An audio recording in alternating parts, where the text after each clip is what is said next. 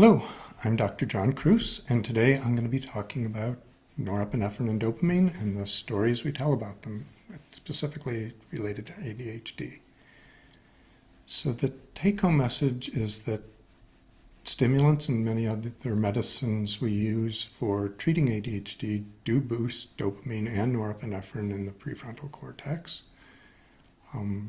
There is some clear norepinephrine role for being the major neurotransmitter for attentional systems in the brain, and dopamine seems to be important for executive function systems in the brain.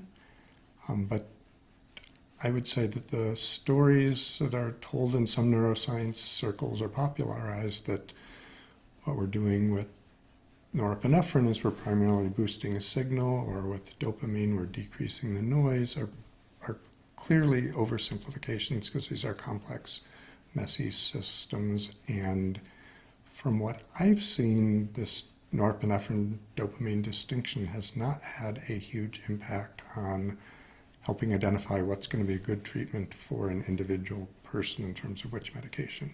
So jumping right into the chemistry of it. So dopamine, norepinephrine, and epinephrine are very closely related chemical entities. They work as neurotransmitters and hormonal substances in parts of the body. They are all in the big family of chemicals called phenylethylamines. And as you might have remembered, that includes the stimulants. The amphetamines and methylphenidate are also phenylethylamines. So they have a phenyl group, an ethyl group, and an amine group stuck together.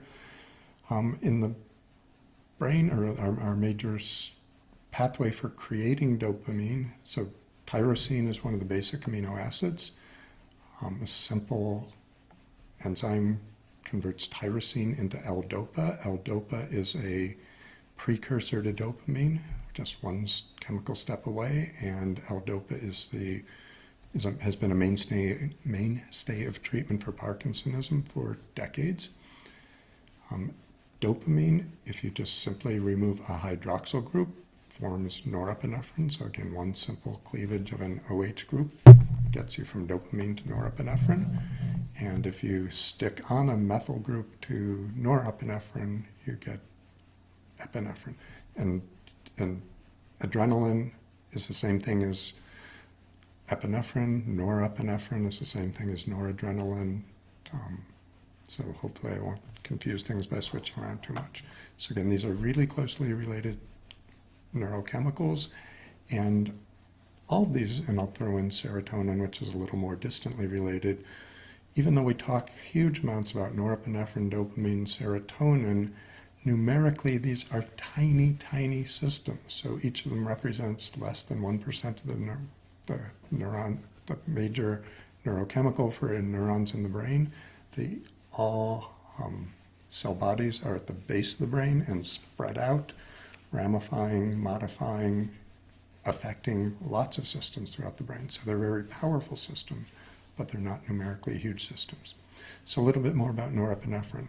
That's the neurochemical that our sympathetic nervous system uses. So that's a system that's there to gear us up for fight or flight responses. It's what boosts up our heart rate and our blood pressure, dilates our pupils, shuts down our digestive system, tells our liver to release more glucose. That's in the body when it's released sort of more as a hormonal level, primarily from the adrenal glands, but also from the ends of the terminals in the sympathetic nervous system. Within the brain, norepinephrine systems are implicated in arousal, alertness, vigilance systems. Norepinephrine is also important for both memory formation and retrieval, and certainly related to ADD. Norepinephrine seems extremely important for focused attention, and particularly if it's too high, for restlessness and anxiety. So, as I said, numerically, it's just a few tens of thousands of cell bodies contained in the locus ceruleus in the pons, which is part of the brainstem, ramify, send their projections all over the brain for our norepinephrine system. Our dopamine system is a little more diverse. It's also, again, a small, numerically small system. To begin with, dopamine is I don't know if it's strange, but some of our common neurotransmitters, so GABA is our most common inhibitory neurotransmitter in the brain. Probably more than a third of cells in the brain are using GABA to inhibit their neighbors that they're connecting with synaptically. Glutamate's our biggest excitatory neurotransmitter in the brain. Again, probably well over a third of neurons in the brain are using glutamate to activate their neighbors. What's dopamine? Well, sometimes it's inhibitory, sometimes it's activating. So that depends on what type of receptors it's interacting with. Dopamine, there are 5 different major types of receptor systems, and each of those main receptor systems has variants and subtypes within it. So again, when we're creating what I'd say are stories about what dopamine does in the brain, we're glossing over a huge range just at the chemical level of variability in terms of what dopamine is, quote, doing or not doing. So to add to the neurochemical complexity, we have the neuroanatomic or the circuitry complexity of dopamine. So with dopamine, there's 4 main circuits. Again, each of them are starting mostly in the brainstem, one small area, and spreading out, including, so their cell endings are influencing neurons throughout the brain. The mesolimbic system starts in what's called the ventral tegmental area and projects to the ventral striatum. And that's the system that seems to be implicated in not just reward, but telling the salience of what's motivationally salient, what we want, what we like, how important a certain thing might be, or how rewarding it might be. So it's not just take it, get a hit as a dopamine, that's it. It's a more nuanced system than that. Second major dopamine system in the brain is called the mesocortical system. Again, it's starting in the same ventrotegmental area and projecting mostly to the prefrontal cortex. And this is the system that's also called the executive function system. So the executive function system is, shorthand is, it's just helping control, it's directing, shaping controlled behavior to obtain specific goals and inhibiting what's distracting, irrelevant, not goal-directed, would pull us off course or interfere with achieving those goals. 2 other dopamine systems, the nigrostriatal system starts in the substantia nigra and projects shorter distance to the midbrain structures of the striatum called the caudate and the putamen. This is largely a movement-directed system, not entirely. It's the deterioration of cells in the substantia nigra are the pathology associated with Parkinson's disease. And when we're talking about ADHD, probably some of the hyperactivity movement aspects of ADHD may be tied to this nigrostriatal dopamine system. And then the 4th system is a shorter, more local system, and it puts the fun in tuberoinfundibular. So fun word to say. So it's, again, short. It's projecting from the hypothalamus into the pituitary, primarily involved with prolactin regulation. Won't say much more about it there. So again, dopamine isn't just a simple chemical sitting there interacting and doing one thing in the brain. It's a complex, messy system. Clearly, we do have some genetic evidence that both receptors and, in some instances, enzymes, proteins related to dopamine synthesis or destruction, or again, dopamine receptors and transport are implicated in the pathology of ADHD. But also with ADHD, we find disruptions of norepinephrine as well. And again, oversimplified story is that there are lower levels of both dopamine or low activity of both dopamine and norepinephrine in the prefrontal cortex. And one of the things that there's less variability or there is consensus about is that stimulant medications boost dopamine and norepinephrine in the prefrontal cortex, and that's thought to be essential to how they're helping with ADHD. Now, about 10, 15, 20 years ago, there was a lot of emphasis, and Stephen Stahl, who's a brilliant promoter of neurochemistry and neuroscience to the general public and the neuroscience community as well. He was one of the main promulgators of this attention on the pyramidal cells, which are some of the largest cells in the brain. They're a prominent part of the cortical structure of the brain. And many of the cells in the cortex are interneurons, so there are 7 different layers of the cortex where cells are communicating largely in a local area with each other. The pyramidal cells are, as it were, assembling this information and projecting it outwards to other distant areas. So they are larger cells. They are very important, particularly in the prefrontal cortex with cognition. And again, at a cellular level, at a neurochemical level, there's evidence of hypoactivity of norepinephrine and dopamine at the pyramidal cell level, at the levels of pyramidal cells in the prefrontal cortex. And Stephen Stahl's, and he has beautiful little diagrams to explain this, claimed that the result of low dopamine and low norepinephrine, both of them serve to muddy the signal-to-noise ratio of information coming to these cells. And his claim was that if you boost norepinephrine levels, you are increasing the signal. So the problem is if your signal is unable to be discerned or determined from the background noise, then you don't know what to respond to. So you may wind up responding to everything. You may wind up responding to nothing that's accurate, important. And the effect of stimulants are to boost norepinephrine in the prefrontal cortex. So they're theoretically giving a bigger, stronger signal. So there would be less likelihood that someone would miss cues that they were missing before.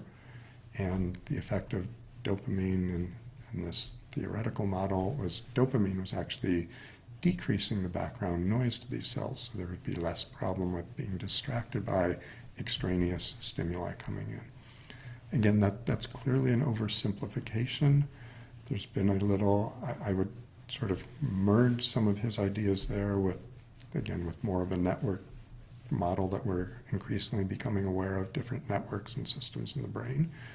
And right now there's a lot of focus on 2 different circuitry implicated in the pathology of ADHD. So one is a noradrenergic, norepinephrine system of an attentional system that's coming into the frontal and parietal cortex that's important for achieving and maintaining arousal, activation, focus. And if you're deficient in that, we would expect there to be issues with both inattention and hyperactivity. And there's also the executive function circuitry, which is primarily involving anterior cingulate cortex, lateral prefrontal cortex, and the basal ganglia, again, employing dopamine. And the claim is that if you're weak or deficient or dopamine isn't present in enough amount or released in the right amount, and that you will have problems with too much noise in your system. You'll be impulsive, you'll be unable to screen out irrelevant stimuli, and you'll be distracted responding to that. Some camps are strongly arguing one of these systems is more important than the other for ADHD. I would say there's growing evidence that both are involved,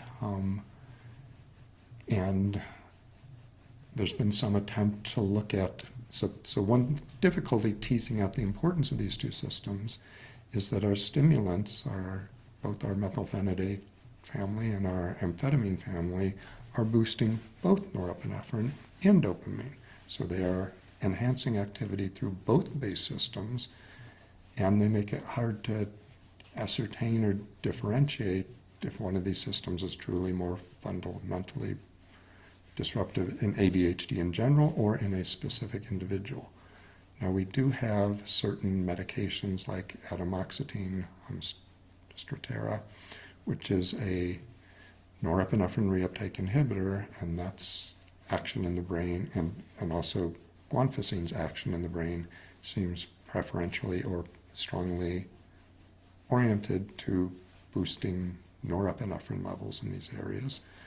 So you would think those would be particularly good at helping with inattention, maybe hyperactivity, maybe less potently helpful for impulsivity, distractibility.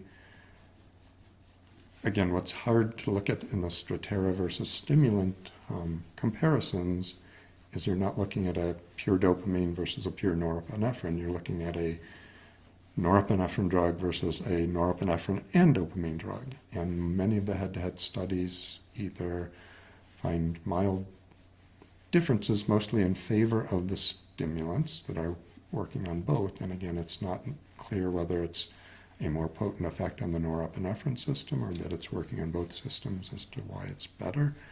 There are a few studies, I think just one or two that I could find, looking at dopamine-specific agents. So amantadine is a specific dopamine-promoting agent, and there's at least one study comparing amantadine to,